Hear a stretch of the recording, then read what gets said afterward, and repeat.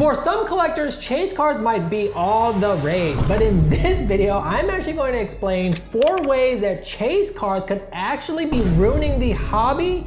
So let's go over those reasons starting right now. As a quick preface, chase cars are meant to bring some excitement to the hobby, but to some collectors, I think chases take over the actual process of collecting and it becomes this bigger deal than what it really should be. Reason number 1, it could be hurting the hobby, is that it creates artificial scarcity. Chase cars, as we know, often produced in limited quantities, and because of these limited quantities, it starts to produce this artificial scarcity that it's something that you got to have. This scarcity can lead to increased competition between sellers and resellers even, driving up the cost and then making it super hard to be able to get it, even though you're supposed to just get it out of random just for buying the regular version of that car. This exclusivity can definitely alienate some of the collectors and obviously create some frustration within the community. And this is the reason why I treat chase cars as just individual base cars as well, because hey, it's supposed to just be a random gift for someone for buying that car in the first place. Number 2 for how it could be ruining the hobby is price inflation. The limited availability of something, especially if driven by some sense of demand, is going to increase the price incrementally. Some collectors may feel pressured to pay exorbitant amount of fees just to be able to get this special chase car, which can definitely lead to some financial strain and even deter some people from coming into the hobby because they just don't want to deal with something like this.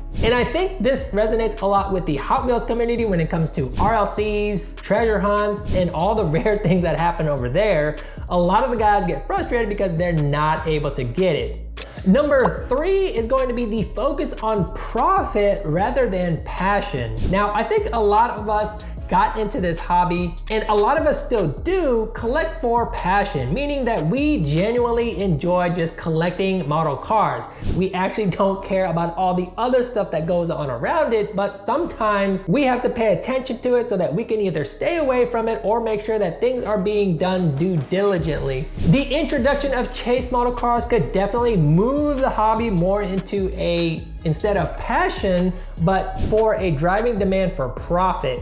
And even the regular base set cars, once discontinued, also go into that same category of trying to profit off of them. But then what happens is that some collectors actually prioritize collecting because they like the hobby to collecting so that they can flip it and try to make money. And no knock on anyone that's trying to do a side hustle or something like that, but there are definitely plenty of other ways to make real money and not just buying and flipping and making it frustrating for other collectors that actually just want to collect based on passion to be able to get these model cars.